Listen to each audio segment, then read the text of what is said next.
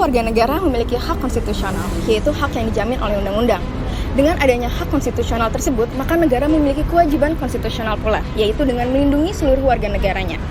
Salah satu bentuk dari hak konstitusional tersebut adalah dengan memastikan data pribadi dari seluruh warga negara Indonesia tidak bocor dan tersebar. Keberadaan data pribadi merupakan data privasi yang harus dilindungi oleh undang-undang pula.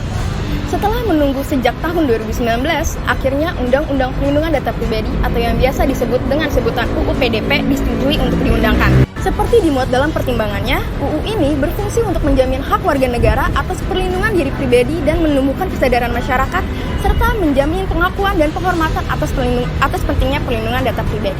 Seperti yang kita ketahui, UU Perlindungan Data Pribadi merupakan salah satu undang-undang yang baru disahkan oleh Presiden dan DPR RI pada tahun 2022 kemarin. Dan tentunya UU PDP ini diharapkan dapat menjadi payung hukum yang dapat melindungi segenap warga negara Indonesia dalam perlindungan data pribadi itu sendiri. Sebenarnya, sebelum UU PDP ini lahir, terdapat beberapa undang-undang lain yang menyinggung tentang perlindungan data pribadi. Salah satunya ada pada UU nomor 19 tahun 2016 tentang informasi dan transaksi elektronik. Perlindungan data pribadi juga disebut dalam Undang-Undang Dasar 1945 di pasal 28G ayat 1. Dari hal ini terlihat jelas bahwa sebenarnya perlindungan data pribadi merupakan salah satu prioritas pemerintah yang harus diawasi dan dilindungi sepenuhnya. Meski Undang-Undang PDP telah resmi disahkan, persoalan mengenai kebocoran data pribadi tidak serta-merta dapat tuntas begitu saja. Masyarakat perlu turut berpartisipasi aktif untuk melaporkan setiap bentuk tindakan pencurian data yang dilakukan.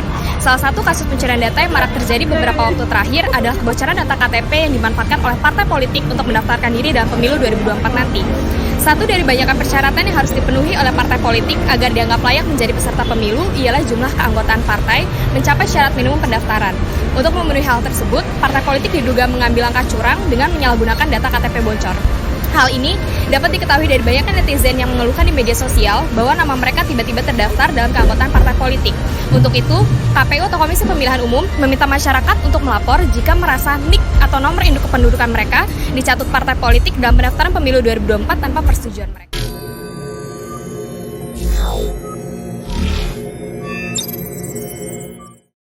Di pemilu 2024 nanti, Siraj ikut jadi pemilih nggak? Iya kayaknya sih ikut. Ya rencananya ikut sih. Gue sih pengen sih ikut. Berencana. Ikut sih pemilu tahun ini harus ikut. Sebelumnya kakak pernah nggak dimintain data pribadi atau kartu KTP kakak atau NIK kakak dari partai politik? Enggak sih ya, nggak pernah. Belum pernah. Kayaknya nggak pernah sih. Nggak pernah. Belum ya? pernah. Sejauh ini sih belum ya. Belum ada. Boleh nggak saya cek NIK kakak di satu website namanya info pemilu? Ya boleh, silakan. Boleh deh. Boleh. Oke, kita cek ya. Boleh sih.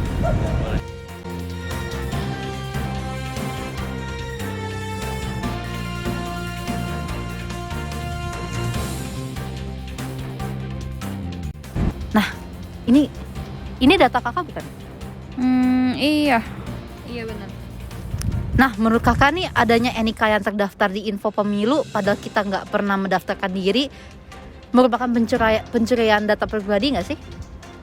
Iya sih, itu kan NIK aku kan? Iya, pencurian data sih. Kakak berkenan nggak datanya ada di sini? Enggak sih, enggak berkenan sama sekali sih. Kalau itu masuknya ke pencurian nggak sih? Soalnya kan itu NIK kan privasi kita, itu juga bisa disalahgunakan. Jadi kita kayak ada stigma tersendiri ke pemerintahan, kayak nggak bisa menjaga privasi kita aja gitu. Sebelumnya sih nggak pernah daftar ya. Soalnya bokap nyokap juga nggak pernah ngasih tauin kalau misal perlu daftar. Jadi kayak kaget aja sih kalau udah terdaftar ternyata. Sebenarnya sih gue agak shock dan menurut gue ini adalah salah dari lembaganya sih. Kenapa ada kebocoran data? Karena ini salah satu privasi kan bagi gue sebagai rakyat. Dan jangan sampai muncul stigma dari masyarakat bahwa muncul stigma ketidakpercayaan pada lembaga penyelenggara pemilu.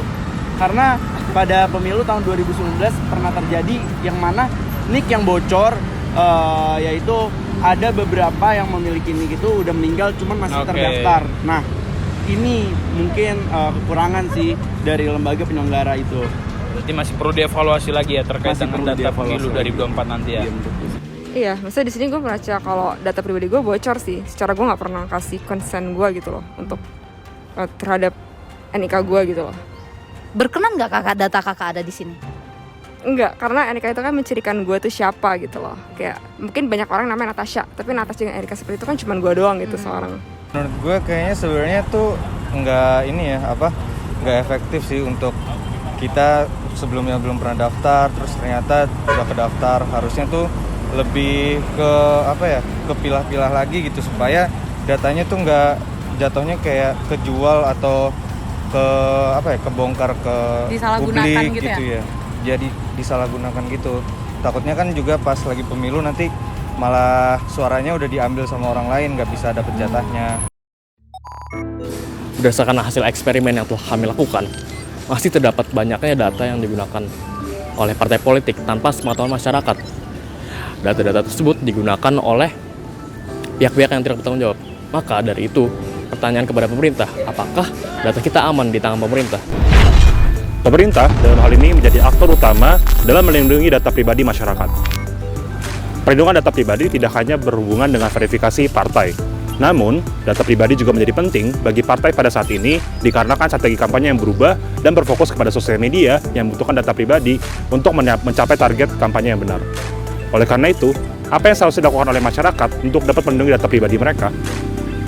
Di sisi lain, kesadaran masyarakat akan data pribadi juga diperlukan, mengingat banyak pihak lain seperti partai politik yang semakin banyak bisa mengakses atau mengambil data pribadi mereka melalui situs apapun dan lembaga pemerintah.